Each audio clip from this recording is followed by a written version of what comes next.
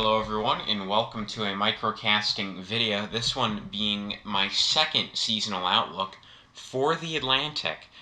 This is going to be probably surprising to a lot of you, but we've really made some significant changes to this forecast. I've consulted with some other people that I know in the weather community, and as a result, this forecast is going to be quite surprising, I think, to a lot of you. So let's get started with the expected named storms, hurricanes, and majors. 20 named storms this year. I know that sounds insane. We've already had 2 before June. We could have 3 by the time this comes out and you're able to see it. You'll know. But there's an invest in the Atlantic right now. We could have 3 named storms before June. When it comes to hurricanes, 9 hurricanes, 6 majors, I mean, the season's looking really good for, it's looking pretty good for hurricanes this year. Pretty much all around. Here is the hurricane season in a nutshell. And we'll start with the dark red region in the Gulf of Mexico into the Western Caribbean. This is going to be the most active segment of the Atlantic. A major hurricane's likely going to move through here at some point. So this is going to be the segment of the Atlantic where the ocean heat content's up, and we just have a good climatological basis to say we're probably going to see at least something move through here this season. We have a La Nina, we have most oscillations really looking towards a active Gulf of Mexico and Caribbean. In the yellow region just above that, that's where I think a few Gulf of Mexico landfalls can be expected. It's going to be a few of these storms that move into the Gulf. It's not going to be, for the United States, a huge landfall year in the Gulf, but a few storms could. Not expecting anything like a Michael or a Harvey or anything like that this year. That doesn't mean it won't happen, but currently that's not the expectation. In the orange region, most storms from the main development region will track into somewhere within this region. And these storms could be very, very strong, especially as you head into September, October. Sea surface temperatures are going to be warm. We're probably going to see relatively low shear. If a hurricane goes into this particular area, it's going to have a good environment. And this could go anywhere from recurving out to sea to hitting the United States East Coast or Cuba or somewhere in the Caribbean. I mean, there are a lot of different possibilities, but that orange zone is going to be a zone where land impacts are definitely possible. The green zone are the subtropics, and those are expected to be active this year, with numerous storms either recurving into the region or forming here altogether. This just being the place where they form.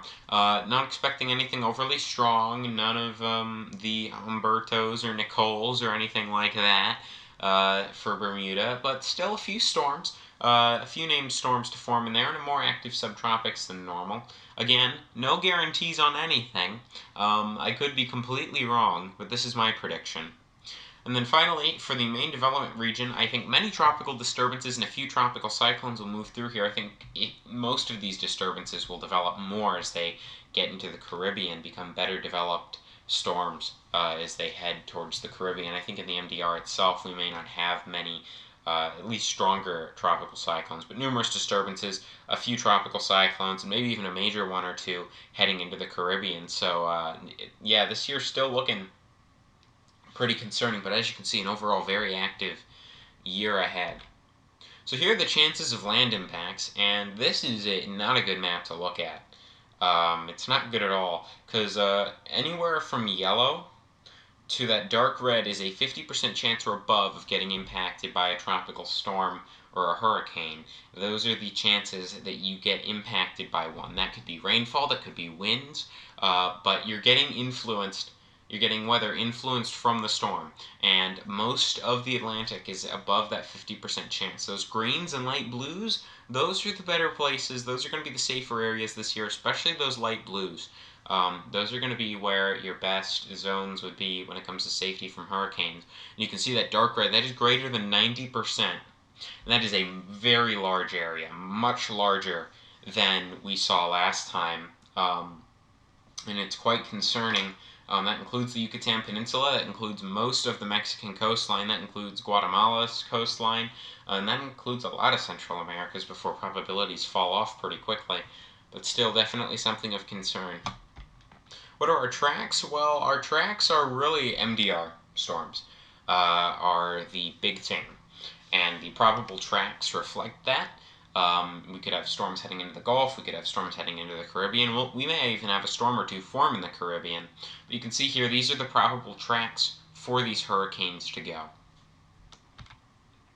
Alright, well thank you all so much for watching. I hope this outlook was informative in some way. You can follow us on Facebook at MicroCasting Tropical, on Twitter at MicroCasting TRO. You can also follow us over on Instagram, just search MicroCasting Tropical over there. You can also join us on Discord. The link to that will be in the description below. We have a good weather community going over there.